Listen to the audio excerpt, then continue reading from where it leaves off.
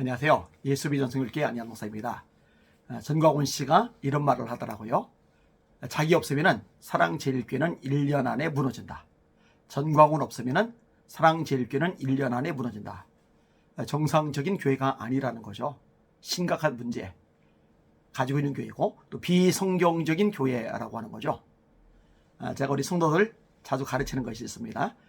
담임 목사 중심의 교회, 담임 목사에게 너무 기울어진 교회, 담임 목사 너무 의존적인 교회는 건강한 교회가 아닙니다. 성경적인 교회가 아닙니다. 여러분들이 저를 존경해주고 따라주고 또 신뢰해주는 것은 참 고마운 일이지만 제가 빠져도 영향을 받지 않고 든든하게 설 수 있는 교회, 그런 우리 예수비전 성일교회가 되어야 그게 진짜 건강한 교회입니다. 그렇죠? 생각을 해보세요. 제가 병이 들었어요? 아니면 교회를 사임을 했어요?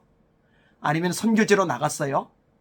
이런다고 해서 교회가 와장창창 무너져 버린다면 그게 무슨 교회입니까? 정상이 아닌 거죠. 제대로 된 교회가 아닌 거죠. 안디옥 교회를 생각합니다. 이 안디옥 교회는 태생부터가 참 놀랍습니다. 스테반이 순교를 하겠죠. 사도들의 성도들이 도망자가 됩니다. 여러분, 도망간 성도들이 집을 짊어지고 갔겠습니까? 당장 잠잘 방이 없어요. 도망간 성도들이 직장을 마련해 놓고 갔겠습니까? 먹고 살 길이 막연해요.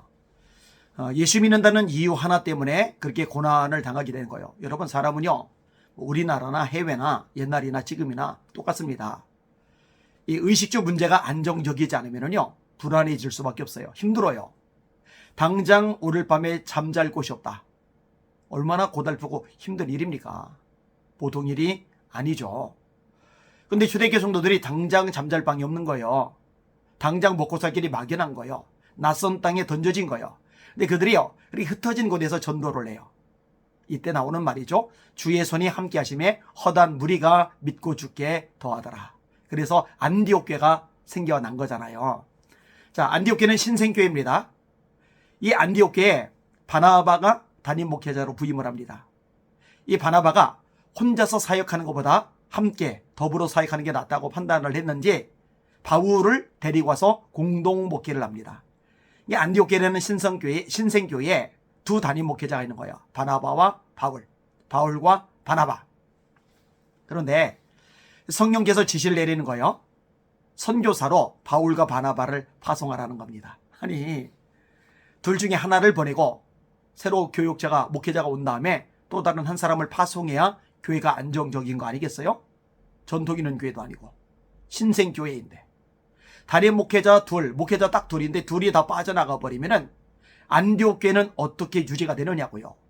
주저하는 거 아니냐고요. 그런데요, 이런 것으로 왈가왈부하지 않아요. 회의 같은 거 하지 않아요. 성령님의 감동하심, 명령하심에 따라 순종해서 바울과 바나바가 선교사로 나가버립니다. 자, 둘째, 신생교회 안디옥 교회는 목회자들이 없어요. 담임 목사님 둘이 한 머리에 나가버린 거예요. 그러면 안디옥 교회는 무너져 버리느냐? 무너지지 않습니다. 바울과 바나바는 나가서 한참 동안 열심히 복음을 전해요. 전하다가 안디옥 교회로 돌아옵니다. 목회를 해요. 또 나가요. 열심히 돌아다녀요. 뭐 몇 주 그런 게 아니에요. 몇 개월 그런 차원이 아니에요. 한참을 선교를 다니다가 또 돌아와서 목회를 해요. 3차 전도 여행이 등장을 하잖아요.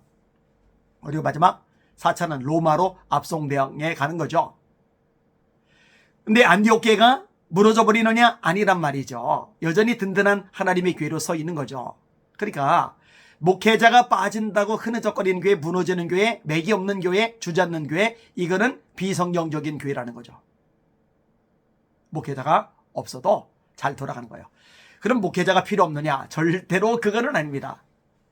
주께서 혹은 사도로, 혹은 선지자로, 혹은 복음 전환자로, 혹은 목사와 교사로 주셨으니 이런 성도를 온전하게 하여 봉사의 일을 하게 하며 그리스도의 몸을 세우게 하려 하십니다. 에베소서 4장 11절과 12절의 말씀이죠. 이 목회자들이 말씀으로 성도를 양육해서 온전하게 만드는 거예요. 그게 목회자의 역할인 겁니다.